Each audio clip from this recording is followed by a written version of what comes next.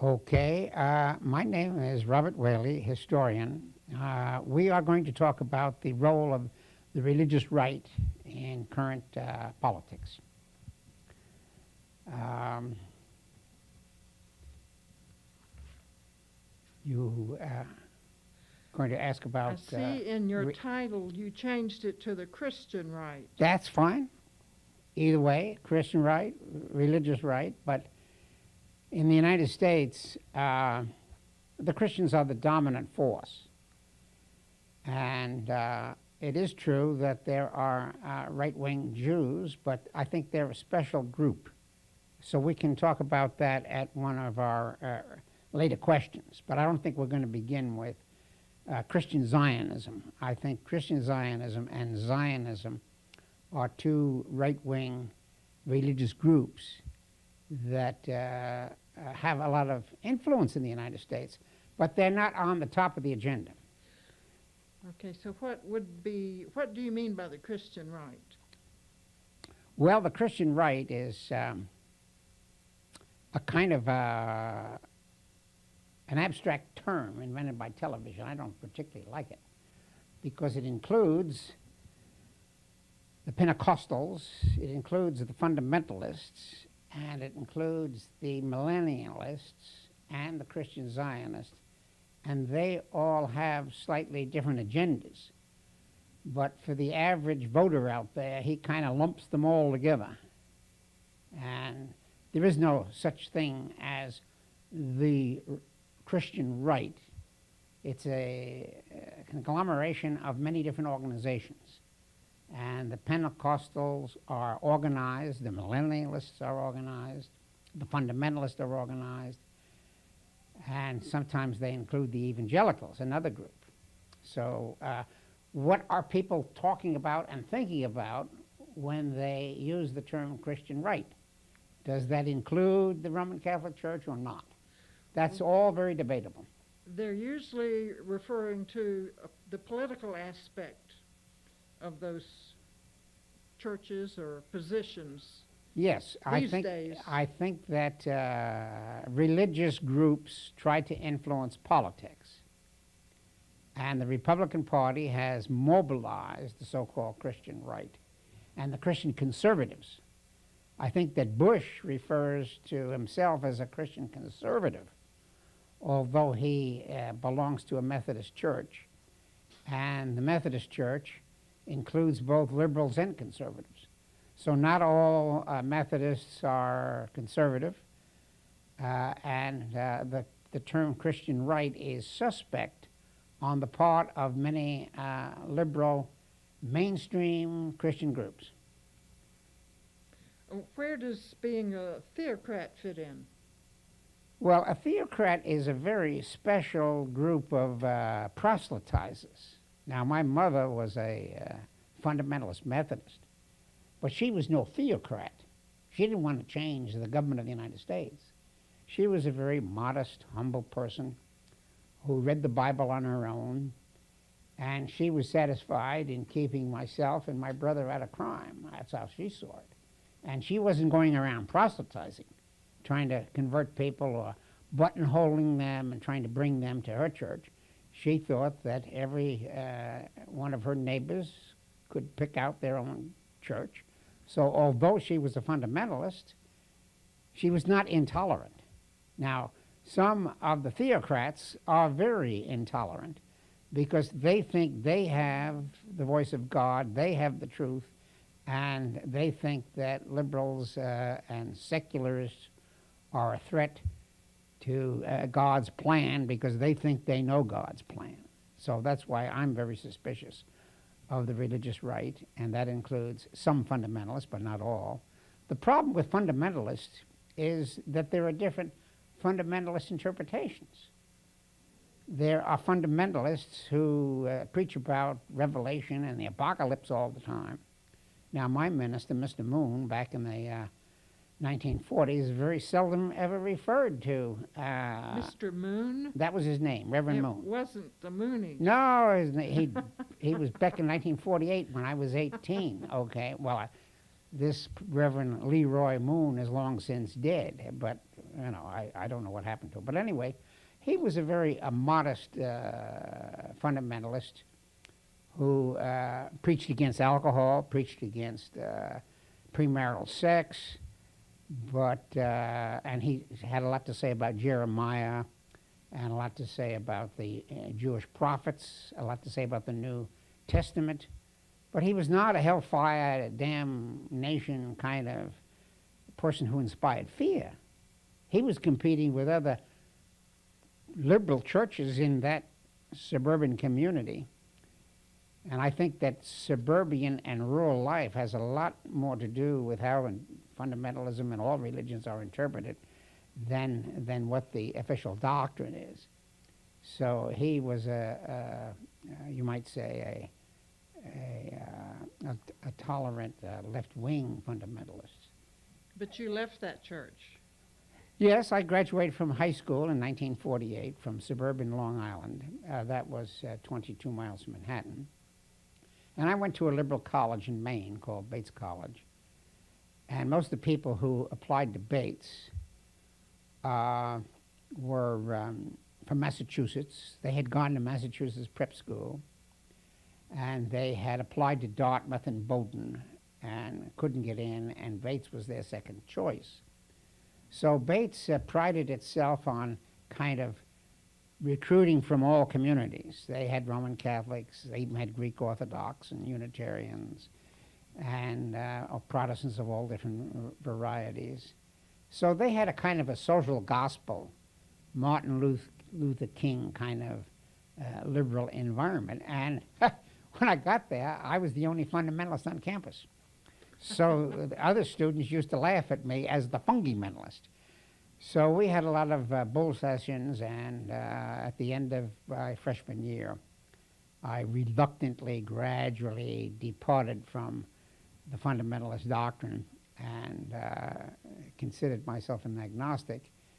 And that's how I evolved away from my mother. But I never became bitter about that. Some of the left-wing secular Christians, and we know some of them, and the Unitarians, are kind of anti-Christian. They kind of are bitter about how they were misled as a youth. But I just let my mother go her way, and she believed in her interpretation of the Bible till the day she died, which was in 1982. And we very seldom had any deep discussions about religion. Of course, I had moved away, and I only went back there for Thanksgiving and Christmas. And she humored me, and I humored her. We just didn't have any discussions about religion.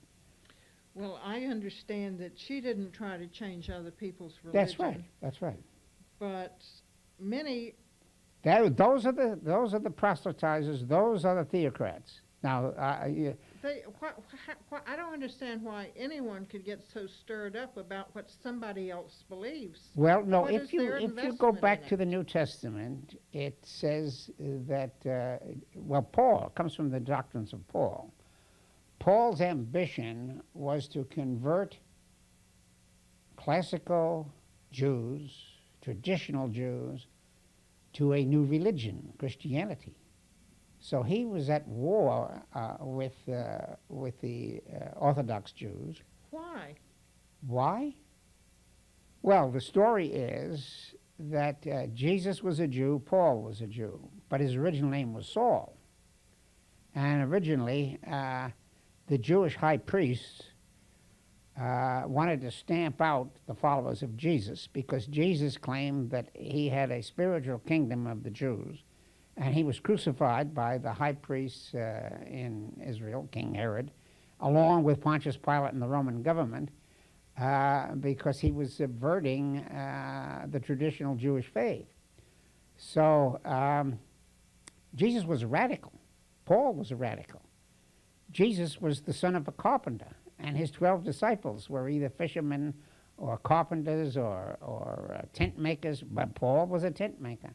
So these people didn't come from the aristocratic priestly group, and Jesus denounced them as Sadducees and Pharisees and scribes, and he was preaching a new spiritual doctrine in which all people, if they followed him, would be saved. Now, in the traditional Jewish Old Testament, there was a promise of a Messiah coming.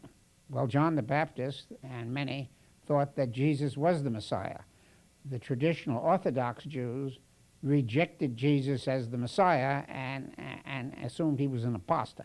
Well, anyway, Christianity was born in the period between 33 A.D., when Jesus was crucified, and 64 A.D., when Paul was executed in Rome. And as far as the Roman government was concerned, both the Jews and the new Christians were troublemakers because they would not sacrifice to the Roman gods, and the emperor was claiming that he was God incarnate. Well, an Orthodox Jew and an Orthodox Christian would not sacrifice because they believed in a spiritual God. They believed in Jehovah. They believed in the Holy Ghost. And the Jewish Christian religion was antipathetic to the Roman government. Well, anyway, I don't know what the original question was. I kind of got off on a little footnote. Would you like to why does the religious right get so emotionally stirred up by the idea of someone that has a different God or a Savior?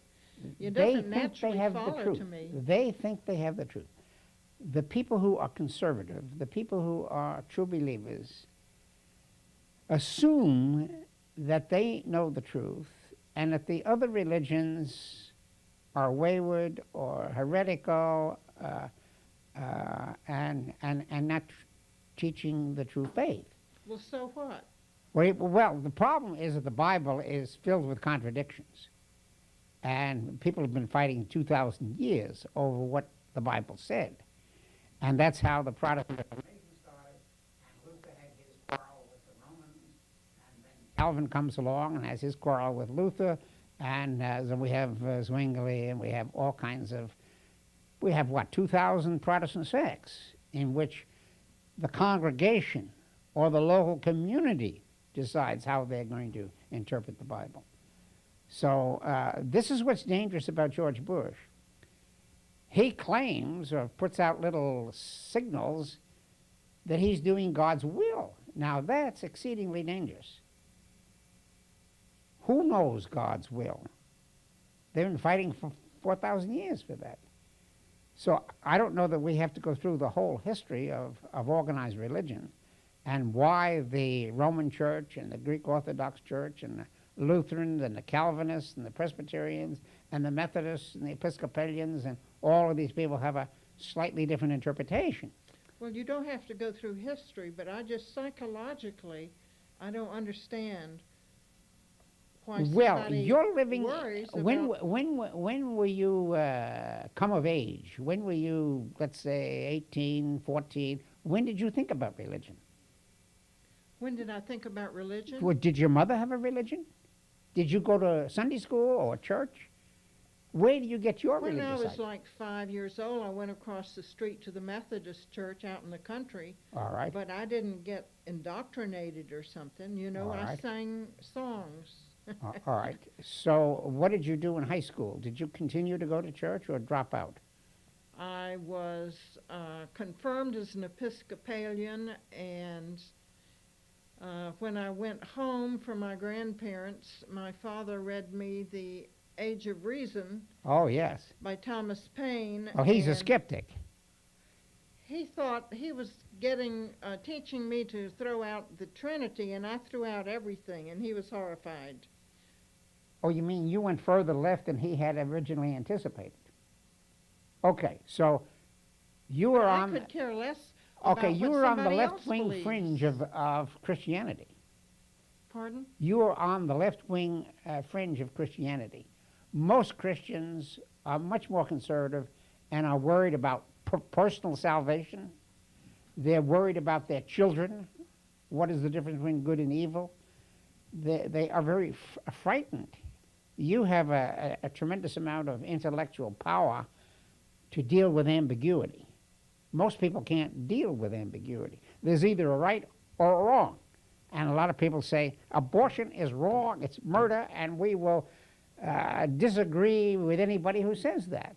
And there are people like you and I who say, well, it's up to the woman to decide, not you, not the Pope, not the head of the Pentecostal church or the Mormon church or any of these other conservative churches who, right-wing churches who think that they have the truth and they have a monopoly on the truth. So that's what these religious quarrels are all about. Well, you know, I still don't understand why somebody should care about what someone else believes. Well, this is a kind of an interesting question personally, psychologically, but it ignores history. That's what I'm trying to say. Let's take the abortion question. You can tolerate abortion, but there are some people who can't. They say it's murder. And they say, well,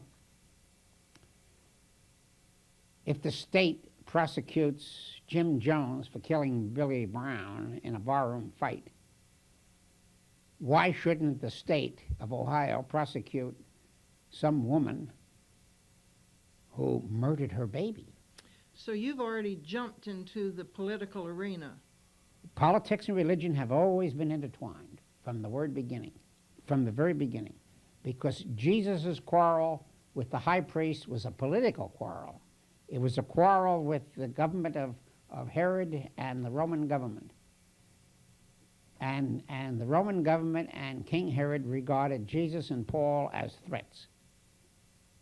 Would like to stamp them out. Now, the secret to Paul's fame is that he changed his name to Paul, and he said, I can take this Jewish doctrine and convert Gentiles. I can preach to the Greeks, because this is better than the Roman religion. So he set up missionaries. Well, in Paul's letters, he says there should be more missionaries. Supposing I die, well, you should go out and convert people to the religion of Jesus. And the Roman government and the new Christians were at war, we'll say, from 30 A.D. to 311. Now, in 311, something changed.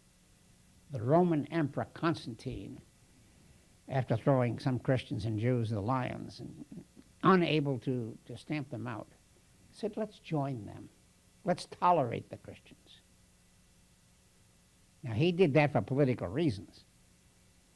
So then we have this doctrine of the Trinity, which you mentioned, in 325 A.D. Constantine said, okay, you Christian priests, come together and tell me, what do you believe? Put it down in one little sheet of paper so I can understand it. Because these things called the scriptures, these things with 1,000 pages, I'm not going to be reading David and Solomon and the Psalms and all of this stuff. Just boil it down. So we have the doctrine of the Trinity. So that was a political decision made in 325 A.D. at a place called Nicaea, not too far from the present-day city of Istanbul, which was then known as Constantinople, because Constantine was fighting the barbarians, and he decided to make a new capital in Constantinople because it was more defendable than Rome. Rome was exposed to barbarian invasions, and Constantinople survived untouched from 330 A.D. to 1453, when the Turks finally battered down the walls and took over Constantinople. And they took the Cathedral of St. Sophia and painted it over with whitewash, because the Muslims do not believe in images. And that comes from the Bible too, because Muhammad copied a lot of the Jewish and Christian ideas. And in the early 10 Commandments, it says, thou shalt not make a graven image. Well, the Roman religion had kind of synthesized paganism and the new Christianity, and statues and things grew. And anyway, the Muslims always held that against the Christians, that they allowed pictures of saints and Jesus, no representation of Muhammad. That's an issue today. They're fighting in the streets of Baghdad and Tehran and Beirut. Well, you know, you said that you kind of got bullied out of fundamentalism by Not your... bullied, no, I was informed. I appreciated the students. Uh, See, the students' argument was this. How can you believe in the story of Noah's Ark and still be a chemistry major and a biology major? Science is contradictory to these early stories. How can it rain for 40 days and 40 nights and cover Mount Ararat, which is 40,000 feet, if it rains 10 inches a day? How does that make a flood? And if there was an ark, how do you put the worms and the chickens and the foxes all in this little space? And how do those 9 people on that boat keep from eating them up? So you have to come to the conclusion it's a myth.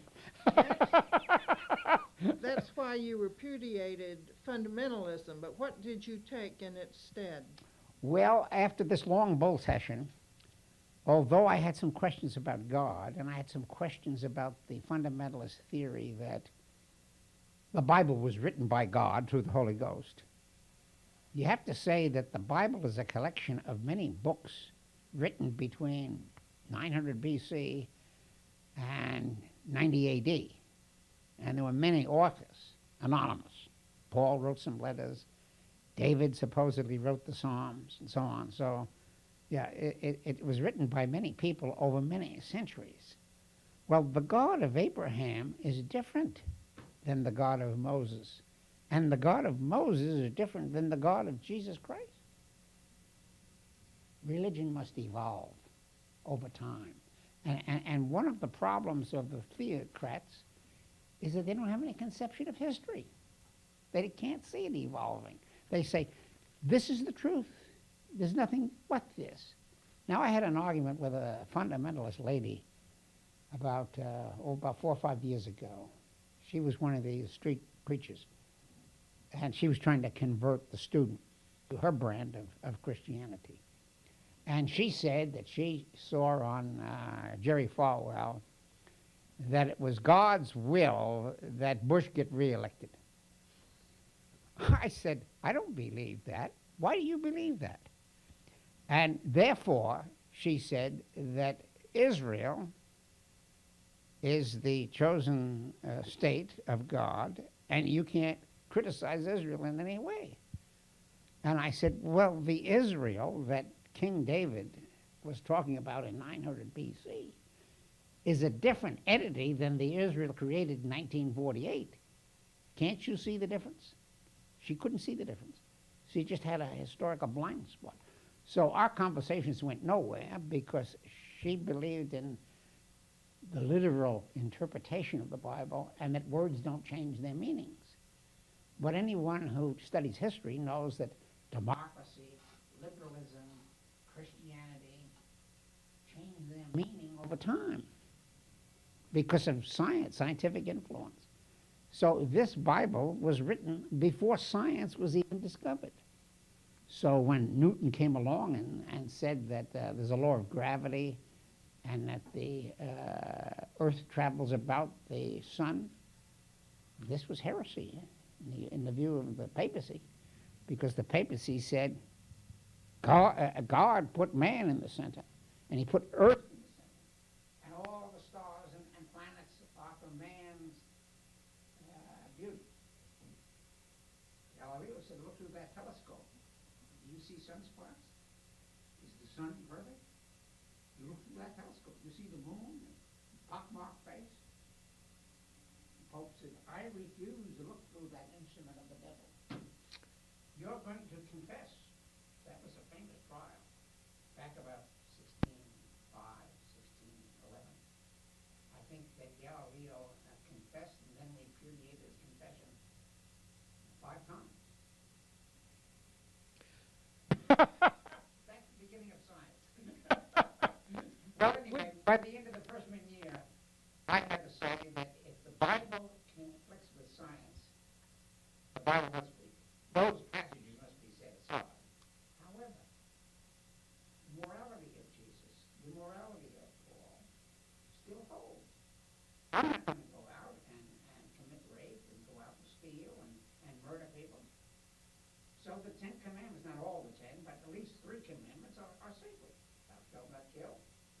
shalt not steal, shalt not bear false witness. Now, adultery is more debatable. And we have lots of folks here in Athens who've been into adultery. But I'm not going to turn them into the thought police. But the old fundamentalists would, if they catch you.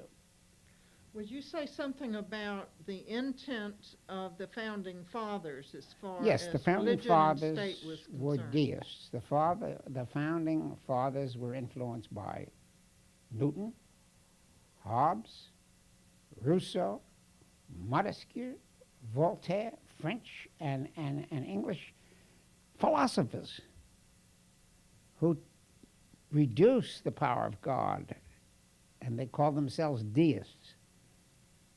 This God didn't look like Jehovah. He wasn't in man's image necessarily. They just didn't know. And some people became atheists who said, well, there is no God.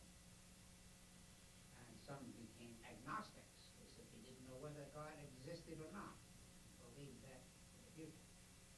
So in any case, the old traditional religions were losing their authority, and science was growing in authority. So our first 6 presidents, Washington, Adams, Jefferson, Madison, Monroe, and John Quincy Adams, were all deists. And Adams was a Unitarian, and Jefferson was a lukewarm Episcopalian, but in his last years, Adams convinced Jefferson to become a Unitarian, and Jefferson said, well, the future is going to be Unitarianism. It fits in with science. Now, what these enlightened thinkers thought has not come to pass because of the lack of education. Lack of education. The average person cannot spend the time to read Locke and Rousseau and debate all of these issues. Speed. So television takes over their mind, and they're interested in quick results and wine, women, and song. So deism and Unitarianism has very few followers, and you and I have to consider ourselves as a minority. So if we're going to be tolerated, we have to tolerate them, because the conservatives are a majority of American population. I think 90% believe in God, and 80% believe in a Christian God, 40% believe in the devil, and you can go right down all of the various doctrines. Well, could you tie some of that in with the Constitution and Okay, the separation of church and Okay, state? the Constitution was drafted by Benjamin Franklin, who is a deist, and by Jefferson and Madison, Alexander Hamilton. And they had the task of uniting 13 colonies.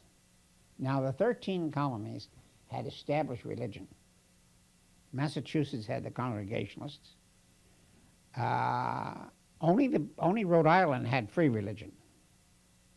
Roger Williams said anybody can belong to any church. But the Episcopal Church was established in Virginia, and Jefferson disestablished the Episcopal Church and allowed freedom of religion in the state of Virginia. And there was a trend then toward free conscience. But the founding fathers then, in order to unite the country, established in the First Amendment, Congress shall not establish a religion. Now, an established religion means you pay taxes to that church. The Anglican Church was the established religion of Great Britain. The Catholic Church was the established religion of France. Now, in Germany, it was based on states. Lutheranism was the established religion in Prussia, and the Catholic religion was established in Bavaria. So the Germans were divided, but the Anglicans and the French Catholics were united. So in the 13 colonies, it said the federal government can't establish a religion. Now, over time, in the 1820s, 1830s, gradually every single one of the states disestablished a state religion, because the average person didn't want to pay taxes to a church that they didn't agree with. So if you're a Baptist, you're not going to pay any taxes to the Episcopal Church, and if you're a Baptist, you're not going to pay any taxes to the Lutheran Church. So every state then abolished them, and I think that in 1833, Massachusetts was the last state to disestablish the Congregationalist Church. I think in Germany there's still a religious tax.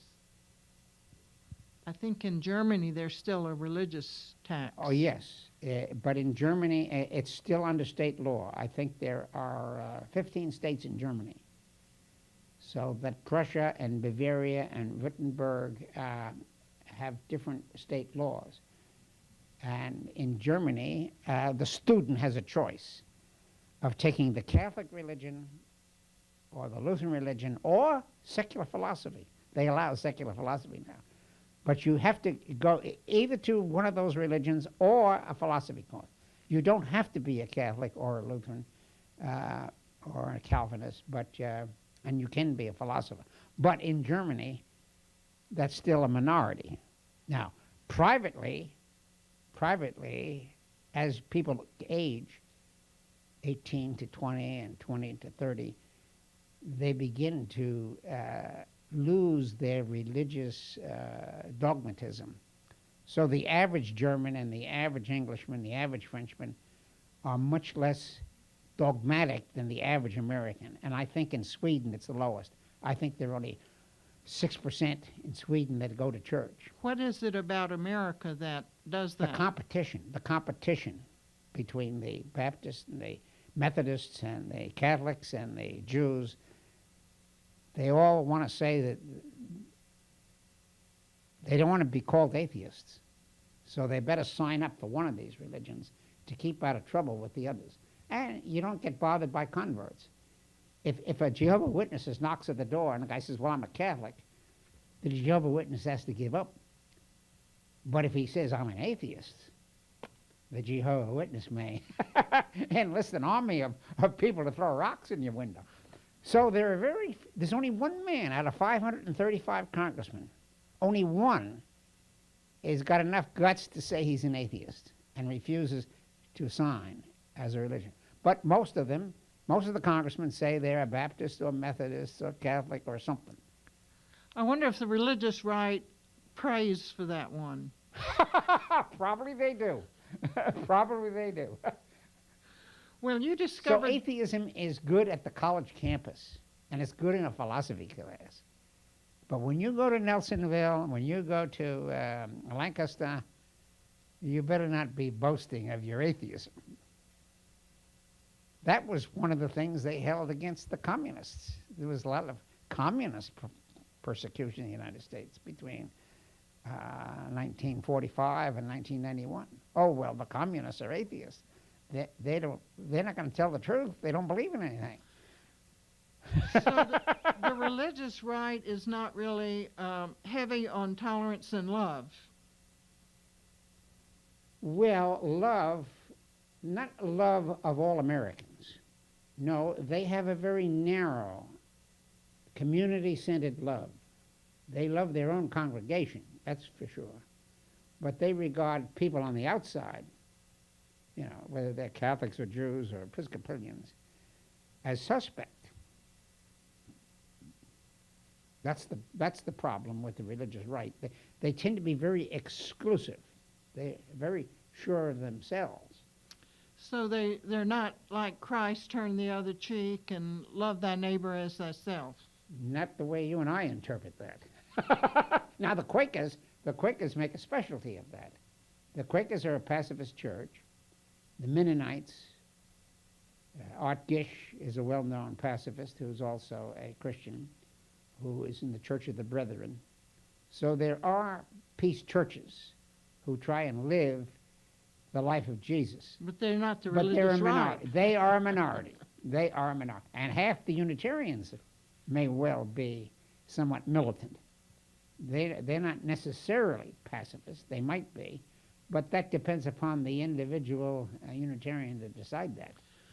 Well, the stakes have suddenly gotten a lot higher with church and state disagreements. Say Very, that again. very I kind of active. missed that. I kind of missed that. The stakes have Oh, the gotten a lot stakes. higher. Well, the debate has got a little more intense That's right. because began with Jimmy Carter. Jimmy Carter was the first president in many, many years who said, I am a born-again Baptist, and threw his religion out on the table. And when he did that, there were lots of secularists and Episcopalians and Jews who thought, well, Jimmy Carter was a fool. Why did he say that? Okay. Now, Jimmy Carter subsequently has left the Southern Baptist Church, and he has his own church in Plains, Georgia. But the Southern Baptist Church became too authoritarian for Jimmy Carter. And in retrospect, he probably regrets that he ever said he was a born-again Christian. The problem with born again is that the outsiders don't know what that means. But there was a famous sermon in which Jesus meets a skeptic or somebody, an outsider, called Nicodemus. And Nicodemus asked Jesus, how can I be saved? And Jesus says, well, being baptized is no good. You have to be born again with the Spirit. And you have to repent from your sins. Well, the average guy who doesn't know much about religion and never read that sermon says being born again is crazy. And then the problem with so many Christians is that they repent for Sunday morning and are sober on Sunday morning, but then the next Saturday they go out and get drunk. And the Bible says you should avoid drunkenness, okay? Well, anyway, there's been lots of debates about how much alcohol you should be drinking and at what a point is excess. So Christianity has never been lived up to the high ideals of Jesus. And George Bernard Shaw, a very famous playwright in England, who wrote about religion in a secular way, said, well, the problem with Christianity is it was never tried. This is a little humorous dig at the majority of Christians, at the so-called moral majority. They're hypocrites. Now you take George Bush. He's absolutely the worst hypocrite I've ever seen. Because he says he's a Christian and he hates abortion and he hates homosexuality, but yet he'll go out there and bomb the Iraqis. They'll bomb anybody, death, mass death. He even threatens the use of the atomic bomb. War is mass murder. Very few people will accept that radical interpretation that I've just defined. War is mass murder. Art Gish, you and I, and that's about it. We are a minority. Well, there are more and more people who seem to believe in the apocalypse and that it is That's getting very close. dangerous. That's very dangerous. The book of Revelation is, in my opinion, the worst book in the Bible. It was written by John Patmos, and he was a kind of a monk. He was one of the first monks. And he thought that the Roman world was so bad that the world must end pretty soon. And he saw death and famine and so forth and so on. So he predicts the end of the world. But when I read Revelation as a kid when I was 17, I didn't know what I was reading. I didn't understand the meaning of metaphor and allegory. Those words were totally out of my A vocabulary. lot of people don't. That's right. And when I read Revelation, I thought it was just a continuation of the story. You know, I read it from Genesis. I read Genesis, and then I read the New Testament. I skipped all of the rest of the Old Testament. And I read Revelation. But 90% of it went out of my head. I didn't know what 7 seals meant and 7 beasts and so forth and so on. You know, I just shrugged my shoulders and said, well, that's interesting. Maybe the world will end. Especially after the dropping of the atomic bomb. When the atomic bomb was dropped, I was 15 years old, and I said to a friend, well, I guess the history of the world is atom to atom. Yeah, I thought the world was going to end. And that this prediction of fire, it sounds reasonable to me. But I didn't know what the 7 seals and the 7 beasts meant. You know, that was just so much nonsense.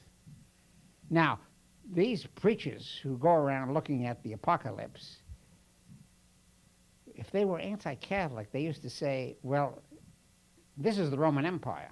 Oh, this is the Roman Catholic Church. This is Adolf Hitler. And they're able to project any dictator they want. Oh, this is Joseph Stalin. We're at the end of the days.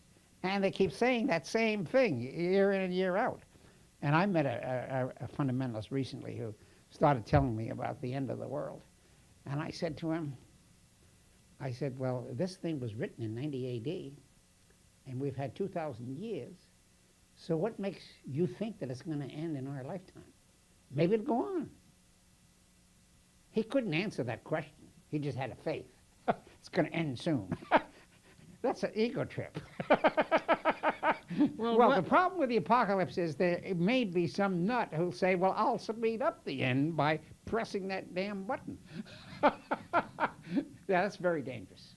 I'm not a millennialist. That's the worst form of religion. I think I made a distinction between the Pentecostals, the fundamentalists, the millennialists, who put all that emphasis on the book of Revelation, and the Christian Zionists.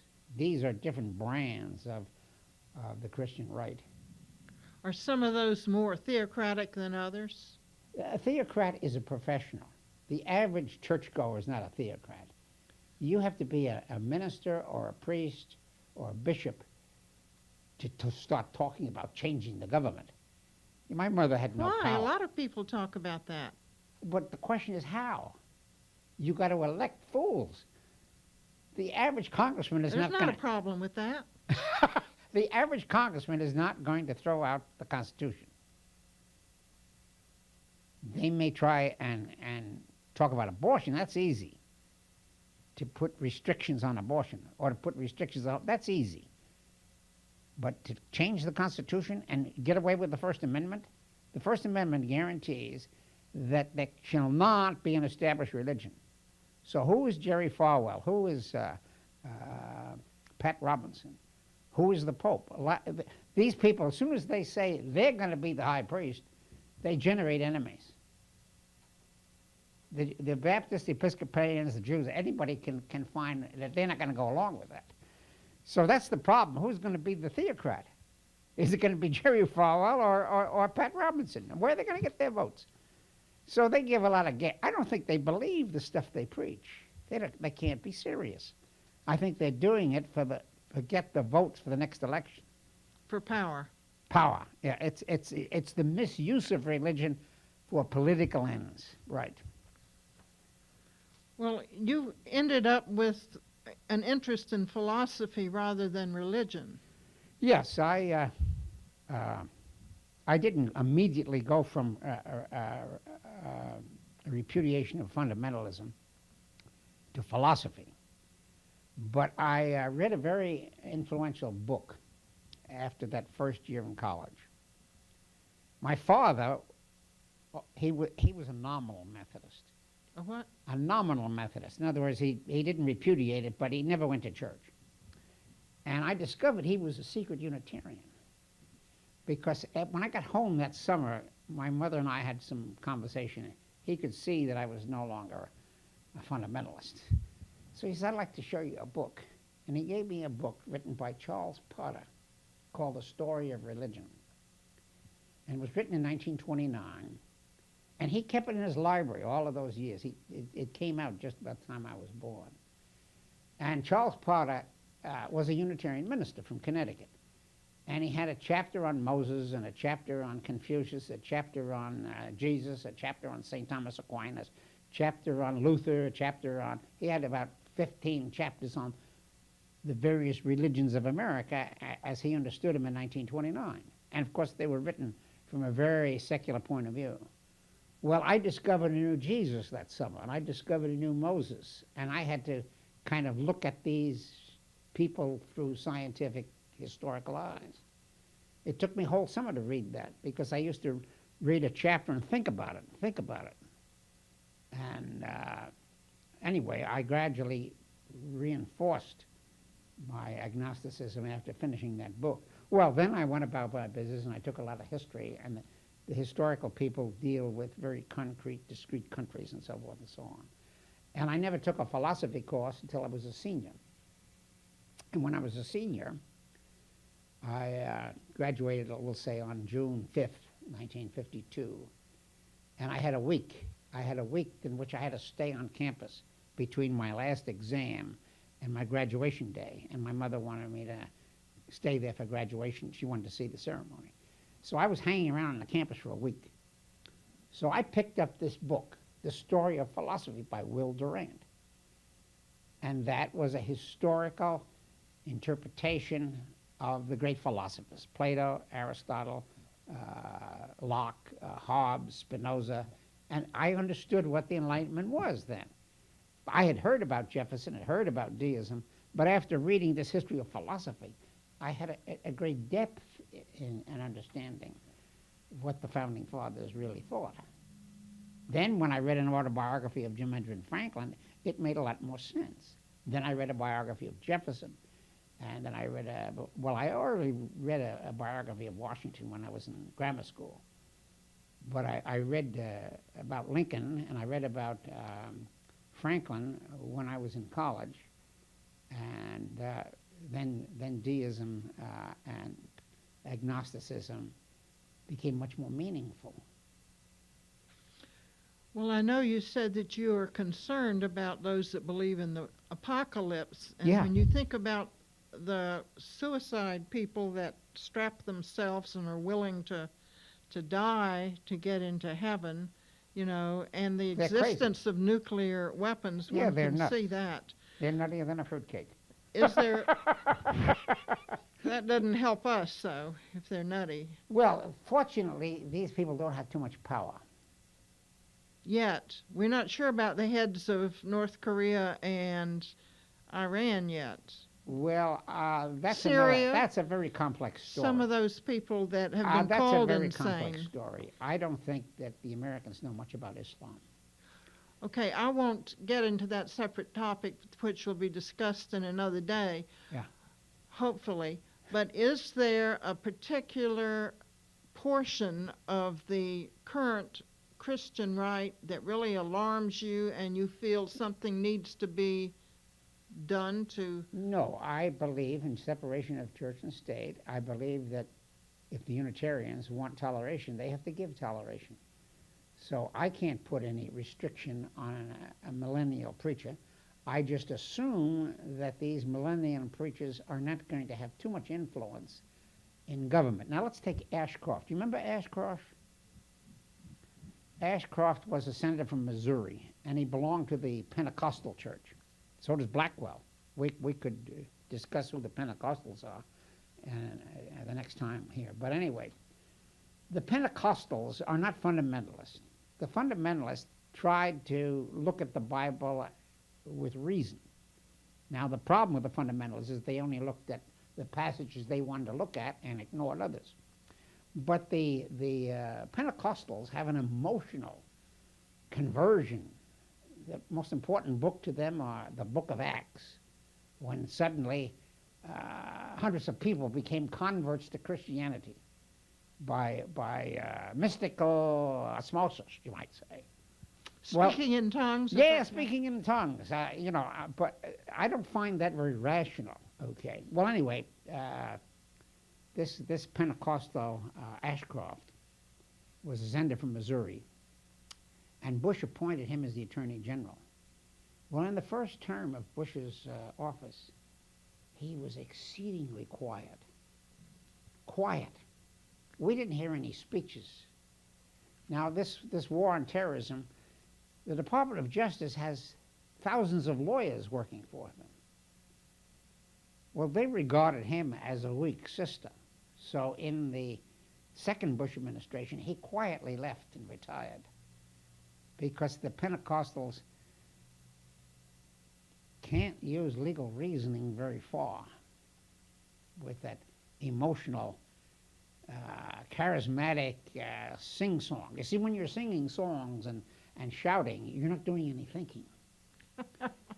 And a bureaucrat has to be able to think long enough to write a memo that makes sense to others. So Ashcroft, I think, was a disaster in office. Now, Bush is a phony. I don't think he believes in his Christian right, whatever it is. He has Karl Rove and someone else write those speeches. And they stung themselves on the Terry Schiavo case. You know, they thought the right to life, therefore there's no right to death, and they jumped into that, and suddenly new polls were taken, and they found that 70 to 80% of the people do believe in the right of individuals in cases of brain dead to end it without state intervention. So I think that Bush and Tom DeLay blew it on that Terry Schiavo case, and so did Jeb Bush and the Catholic priests that were trying to intervene in that. Suddenly people were not as conservative as they thought they were. A great majority, okay. So you don't think there's much to be concerned about from the Christian right as far as changing the political structure? No, I think that you should be concerned for your own children. And if some of these preachers knock on the door, you should say to your children, well, why don't you think this out for yourself? And like your father gave you Thomas Paine, State of Reason. You don't have to accept this blind faith. So I think it's an educational problem. Certainly the government can't do anything. Certainly we cannot have religious police, because who's in charge of the police? So if things like the vouchers system and the Okay, that's a state system. That's got nothing to do with the federal government. But does the state of Ohio permit private schools to get state money? And that's a debate. Now, some states prohibit that altogether. And I don't know, we only have, 45,000 people going to charter schools? There's only a few who go to these schools. Now, I think that's primarily motivated by race. It's not motivated by religion. There are whites who live in Cleveland who don't want to go to the public schools because the blacks will drag down the average score. So they say, we're going to pay, and we want the state to pay, and we want the state to give us charter schools. We want to have an elite school that can get us into Harvard and Yale and Michigan and Columbia and all of the great schools. So this was a political thing in which the elite of the Republican Party, in order to satisfy their own voters who had money, yeah, sure, we'll give charter schools. And there's some in Milwaukee. Anyway, these charter schools are still experimental, and at one time the Supreme Court prohibited any state aid to private schools. But then they began to erode that, and they began to say, in the 1940s, when I was going to school, well, the Catholic schools are doing a good job in civics, and why don't we subsidize their buses? Why don't we subsidize their health care? Because that's not really religion. So that's a kind of an indirect assist, okay? And that thing has been eroded. Now, when we got into the welfare question, the point was that some of these mothers who had illegitimate children were not very good mothers, and they said, well, why don't we allow why doesn't the state subsidize some of these religious people to go in there and stop drugs and stop alcohol and stop promiscuity? And that's okay. That's not they just can't proselytize. Well, there's a lot of hanky-panky in there. In other words, the strong churches like the Catholics want it. The weak churches like the Quakers don't want it. And there is an organization called for the separation of church and state. The Jews don't want it because they're only 2% of the population. So there's a lot of resistance to charter schools, and a lot of people want to push the public school. Well, that's in the present debate. I think that Strickland is for maximizing the public schools and minimizing the charter schools, and this guy Blackwell, because of his religious sentiments, wants charter schools. It's going to promote his own little... You spoke of doing another future program on the Christian right. Yeah, what areas do you feel that you might want to discuss go over that further? Questionnaire. I had originally 26 questions, and we hit we hit maybe 15 of them. Some of them we didn't hit very much. So if you want to take that questionnaire out next week and probe me and ask, restate these questions. Now, if you think you've exhausted the topic, then we don't have another topic. That's up to you. Do you think? This is your program, and you are the producer. Well, are we off the air now? Are we debating? What are we? We are here. We are here. Are we on the air now? We are real. We're real. Okay. Well, I have said my piece. If you want more discussion, we can have more discussion. If you want to end it, that's fine with me. That's up to you.